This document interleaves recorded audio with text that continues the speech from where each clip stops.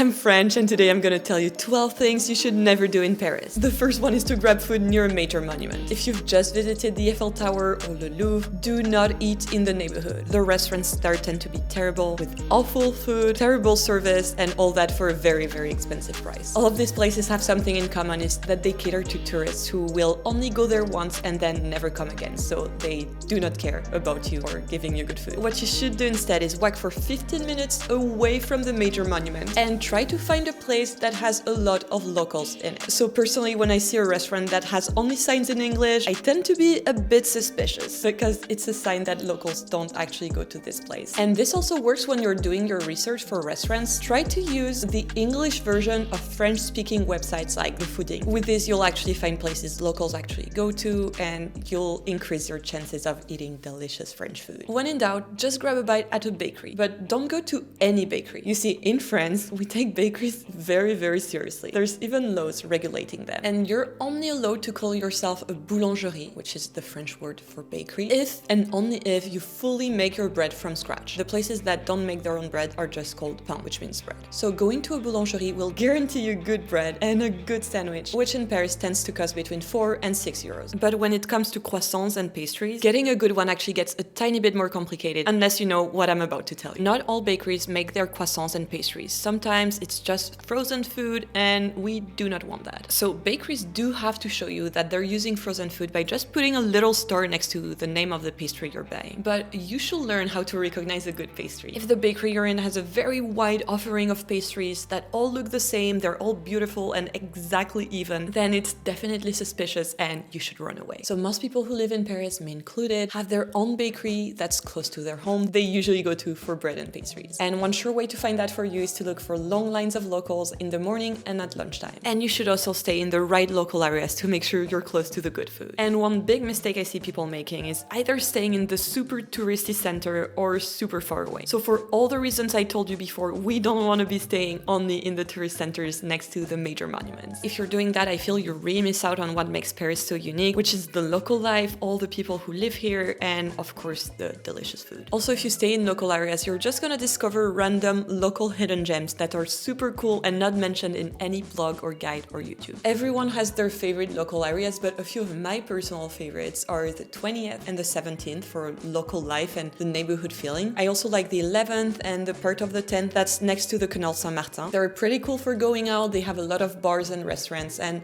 I used to live there back in the day. I sometimes see people staying super far away, like really, really far away. It's not always cheaper, and I personally believe you should try getting a smaller place in a local area instead. Every person who lives in the Paris area will tell you that taking the commuter train called RER every single day is not fun. And you'll also miss out on my favorite thing to do in Paris, which is walking around. If you're visiting Paris and you're not walking around endlessly to discover the city, you are missing out. It's really super enjoyable to walk in Paris because the architecture is so beautiful and everything is so dense, so there's a lot to see. And also for my American friends who love driving in cars, just know that it's the worst way to move around because Paris is such a big city and there's a lot of traffic jams, so it's actually way faster to take the metro. And I'd personally only take a taxi or Uber if I'm coming from the airport and I have a lot of luggage, because a lot of metro stations don't have elevators and I don't want to be carrying my luggage up the stairs. Actually, none of the people I know who live in Paris own a car, and I don't see why you should need one. Another thing you should avoid doing in Paris is not speaking a word of French. And if you have to only know one word, let it be bonjour. It's super important to say hello to people when you start speaking to them. More on that in the next section. You can get away with just saying bonjour and then speaking English. A lot of people in Paris speak English. If people don't speak English, I recommend just being patient with them and using Google Translate. But if you really want to have a good experience, you should absolutely learn a bit of French beforehand. And for that, I recommend that you try today's sponsor, Lingoda. Lingoda is a language learning school with live small group online classes, which is the best way to learn a language and make you start speaking French in no time. My American boyfriend Bobby is learning French at the moment, and I can tell you that it has really made his life in Paris better. And mine too, since he doesn't need my help translating stuff in his everyday life. At the moment, Lingoda has a super cool language learning sprint challenge, where if you take 30 lessons in 60 days, you'll get 50% cashback or 30 credits. You can even do a super sprint and take 60 lessons in 60 days for 50% cashback or 60 credits. It is such a good way to learn French fast before a trip, or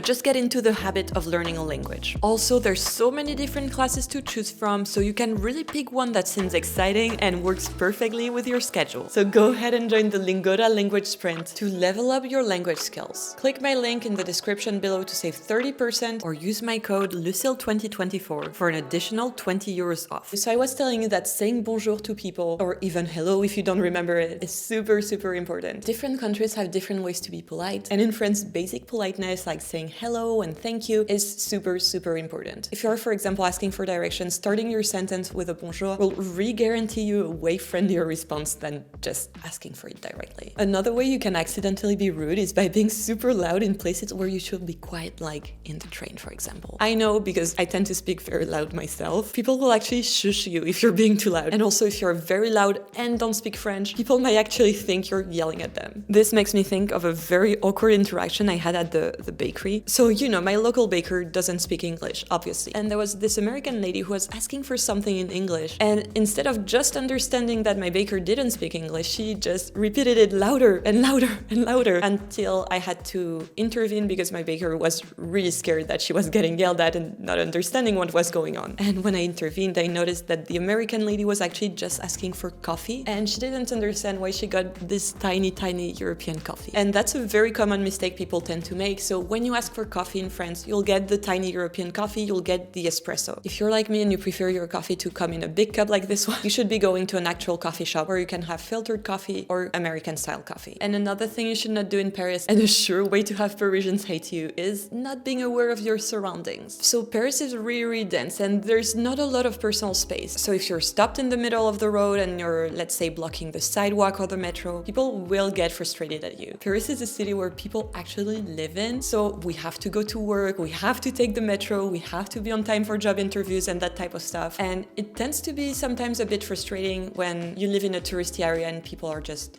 blocking the way. So remember, Paris is a big city, and even though it's really safe, being aware of your surroundings and avoid having your bags open and your valuables out is most of the time the only thing you need to prevent you from getting robbed. But overall, you shouldn't worry too much when you're traveling to Paris. And you should absolutely not overpack your schedule. I just really recommend you just embrace the lifestyle, just enjoy the city, walk around, spend hours eating with the people you love, sit at a cafe and people watch, or picnic in a park. Your trip to Paris should not be an endless to-do list of things to see, because it's really a city you experience instead of just ticking the boxes. And by the way, if you're in a rush, do not go to a sit-down restaurant, especially if it's outside of normal eating hours. French service is known to be slow because we want it to be slow. We want to actually enjoy being in the restaurant and we don't want to be rushed. Even midday work lunches will take around 45 minutes to an hour if you're at a sit-down restaurant. Also, don't go to a restaurant right before closing time because they usually tend to stop serving people around 30 minutes before closing time. Closing time is the time they actually close the gates. Overall, I found that people who tend to be very disappointed by Paris are people who come with